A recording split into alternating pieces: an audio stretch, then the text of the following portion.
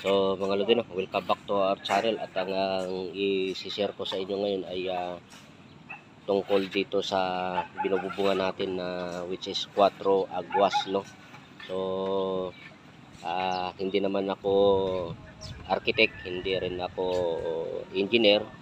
So isa lang tayong fabricator.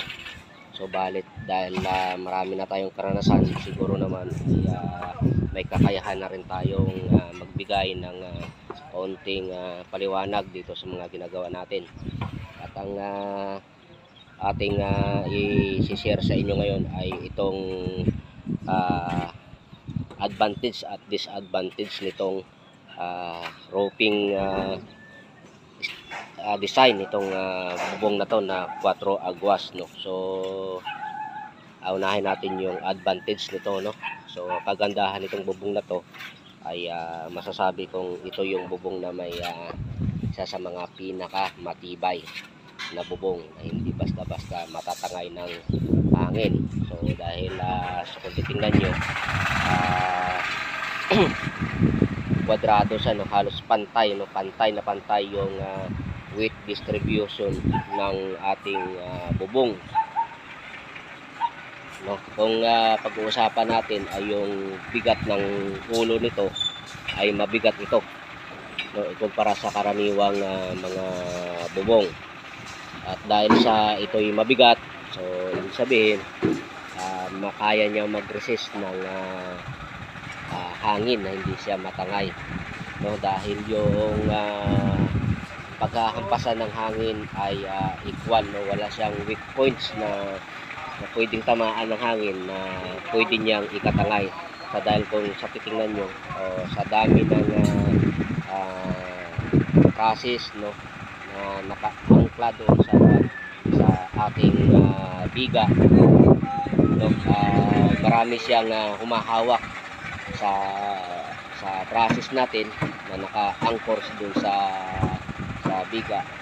So masasabi ko na ito yung pinaka matibay, no, na klase ng bubong dahil tingnan nyo naman kung gaano karami yung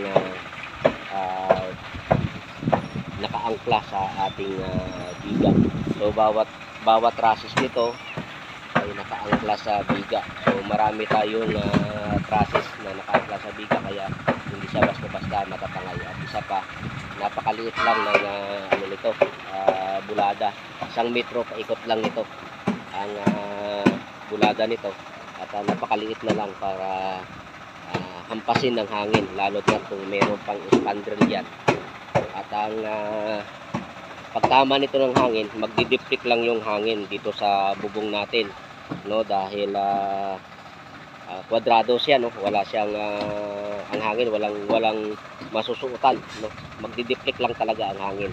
So unlike sa mga ganong bubong, yung butterfly na yan, na pag tinamaan yan doon sa may gilid, no, mag-iipon yung pwersa ng hangin doon sa may pinakatuktok niya, no, at yan na yun ang magiging sanhi ng pagbaklas ng mga ganyang klaseng bubong, yung butterfly na yan.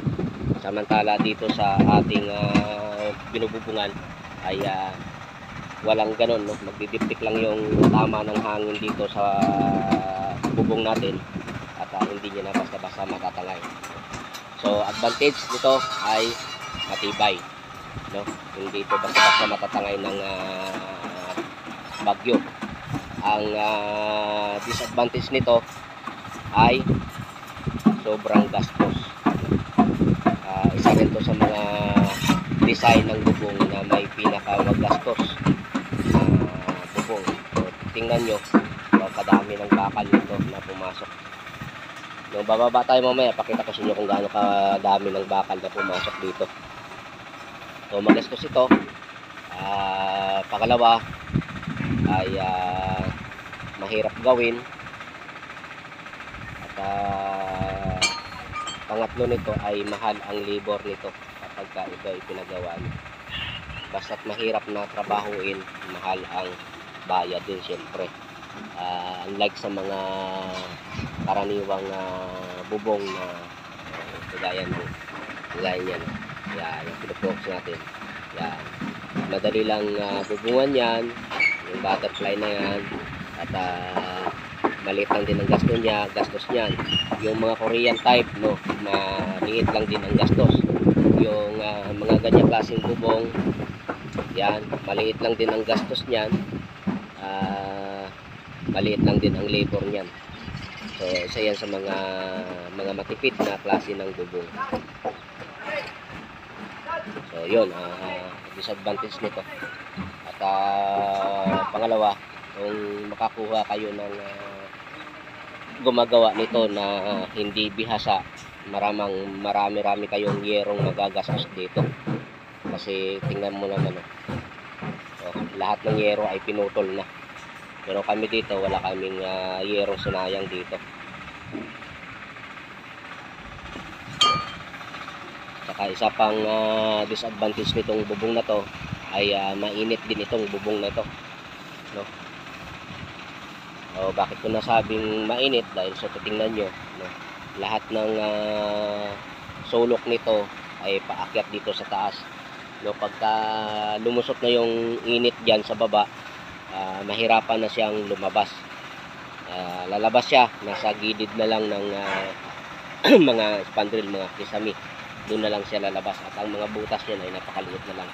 So ikumpara mo naman sa mga bubong na halimbawa yung bubong na TSI, yung mga bubong na yung butterfly lang, kung madaling makalabas ang init nun dahil mga sulok nun ay open. Ito hindi, no, sarado lahat, kaya medyo mainit itong bubong na ito. So, okay, no, bababa tayo para may pakita ko sa inyo yung kabuuan itong materialis na ginamit natin. So, ayan o mga lodi, siguro naman nakita nyo kung gaano karaming bakal ang pumasok dyan. Walang ganaw. So, ayan, pati dito. So, ang bakal na pumasok dito, yung 2x2 na angle bar ay mahigit sa 100, nasa 110 peraso yata, no, yung bakal na pumasok dito. Yung 2x2, ganon din yung 1 and 1/2, no, mahigit din sa 100 peraso. At ang parlina niyan ay marami-rami din, no. Parang nasa 70 o 80 peraso yung parlina na pumasok dyan sa bubong na to. So ganun karami ang bakal. At siyempre pagka mas maraming bakal, mas magastos, mas matrabaho, mas mahal ang labor. So ito yung sinasabi ko sa inyo na bawat kanto ay nakaangkla yan sa ating biga, no. O lahat ng may trusses na yan, nakaangkla sa biga, kaya napakatibay niyan. Hindi basta-basta tatangayin ng bagyo. No, yun lang ang disadvantage nitong ano na to, ng bubong na to, ay napakagastos, no. Pero kung iisipin mo yung gastos over naman dun sa tibay, ay ito na yung ipagawa nyo kung tibay ang hanap nyo. Ngayon kung nagtitipid kayo, ay hindi ito yung bubong na design para sa inyo. So hindi lang yung nandoon yung bakal, no, mayroon pa rito, no, ganyan karami ang bakal na pumasok. At ganyan din karami yung nakaangkla sa ating biga. So kaya naglagay tayo ng insulator diyan dahil yung sinasabi ko, isa rin to sa mga